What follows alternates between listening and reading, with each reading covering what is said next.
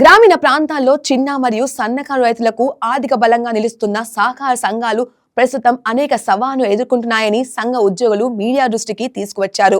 రైతులకు వ్యవసాయ రుణాలు, ట్రాక్టర్లు, వరికోత యంత్రాలు, పవర్ టిల్లర్లు అందించడంతో పాటు అధిక దిగుబడి విత్తనాలు, ఎరువులు, పురుగుల మందులు సరఫరా చేసి ప్రభుత్వ మద్దతు ధరకు పంటల కొనుగోలు ప్రక్రియలో కీలక పాత్ర పోషిస్తున్నాయి. అయితే సుదీర్ఘకాలంగా సేవలందిస్తున్న సిబ్బందికి తగిన జీతభత్యాలు అందించడం లేదని వారు ఆవేదన వ్యక్తం చేశారు.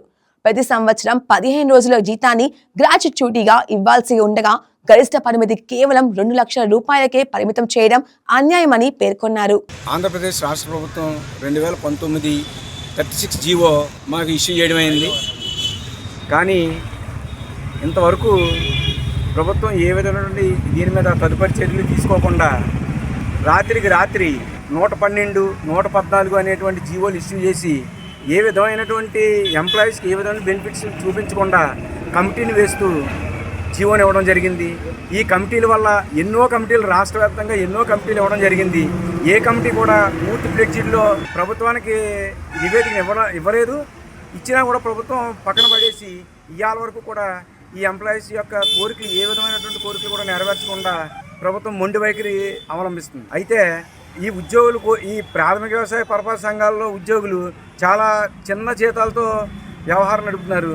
కానీ ప్రభుత్వం ఎన్నో సంస్థలకి ఎన్నో రాయితీలు ఇస్తుంది. కానీ ఈ కోఆపరేటివ్ ఎంప్లాయీస్ అంటే ఏ విధంగా కూడా పట్టించుకోవట్లేదు. రైతులకి ఎరువులు, పురుగు మందులు, సకాలంలో రుణాలు అందించడం ప్రథమ ధ్యేయంగా ఈ సహకార సంఘాలు పనిచేస్తున్నాయి.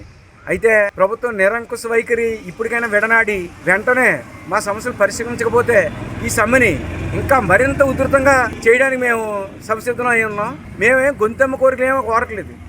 ఈ ప్రపంచంలో ఎక్కడా కూడా 2 లక్షల రూపాయల గ్రాట్యూ అనేది చాలా దారుణమైనటువంటి విషయం. అలాగే ఈ ప్రభుత్వం జీవో సకాలంలో ఇచ్చి ఉంటే 2019లో ఉద్యోగులు రాకపోయి ఉండేవారు. 2019 నుంచి ఈ ఉద్యోగులను కేవలం కంప్యూటరైజేషన్ కోసం వచ్చారని చెప్పేసి ప్రభుత్వం పక్కన పెట్టడం దారుణం.